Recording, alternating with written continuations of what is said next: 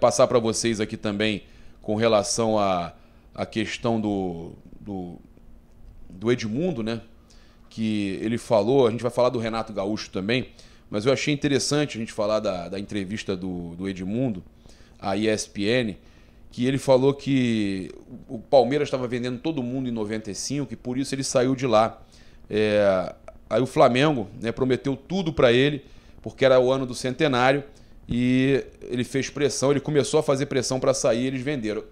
Eles usando isso para falar que o Pedro, se fizesse pressão, também conseguiria sair, fazer o caminho inverso, que o Edmundo antes, né, com história no Palmeiras, estava no Parma e tal, mas fez um caminho inverso, fez uma pressão e veio para o Flamengo.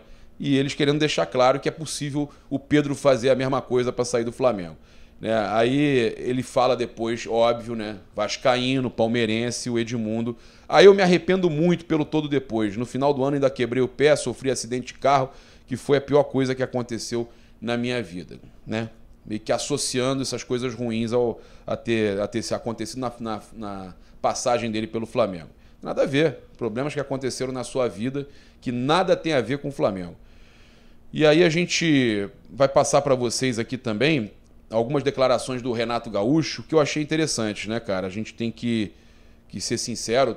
Ele deu uma entrevista bacana aí para Sport TV e ele falou o seguinte: quer dizer que nos meus primeiros meses de Flamengo a tática era ótima, porque o Flamengo só ganhava de goleada. Quando não ganha, não serve mais.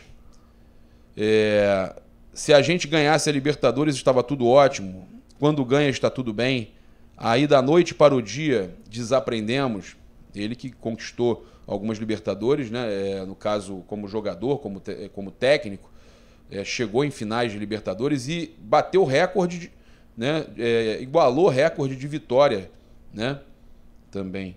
E o Flamengo também, né? O Flamengo igualou a maior invencibilidade da Libertadores, que era do Sporting Cristal, de anos atrás. Se não me engano, década de 60. E o Renato fala o seguinte: fiquei muito feliz de ter trabalhado no Flamengo, não tenho queixa nenhuma e espero um dia voltar ao clube. Olha aí, ó, o Renato Gaúcho, né, falando que um dia espera voltar ao clube, né, e os torcedores do Flamengo, alguns respondendo que não querem, que o Baldoni Braz, mas nós não. Próxima, o Aires Jonathan, Deus que me livre. Cara, acho que de qualquer forma a gente tem que ter respeito por quem trabalhou no Flamengo, quem ganhou títulos pelo Flamengo como jogador, né? Aconteceu, passou. Acho que não vale a pena a gente ficar remoendo isso. Ele apenas, né, falou, deu a sua opinião sobre o que ele acha que aconteceu. E a gente respeita a opinião aí do técnico Renato Gaúcho.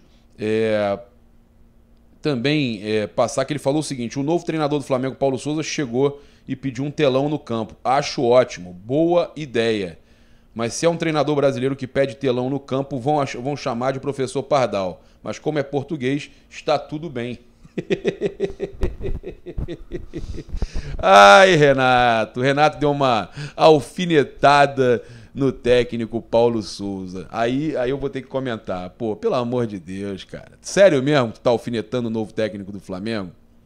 O Mister? Pô, não bastou pra você falar que o Jorge Jesus tinha um time de 200 milhões e aí depois você pegou esse time de 200 milhões e não conseguiu fazer nada? Teve umas goleadas no começo. Nada contra o que você defendeu, o seu ponto de vista e tal, mas eu acho que às vezes as coisas que você fala, por exemplo, essas declarações que você deu antes lá no Grêmio, foram justamente as coisas que fizeram essa pressão maior em cima de você. E agora você volta a fazer isso, né? Falando que se fosse outro técnico, um técnico brasileiro, a pressão iam chamar de professor Pardal e tal. Deixa o Paulo Souza trabalhar, deixa o cara fazer o trabalho dele. Você não tem que...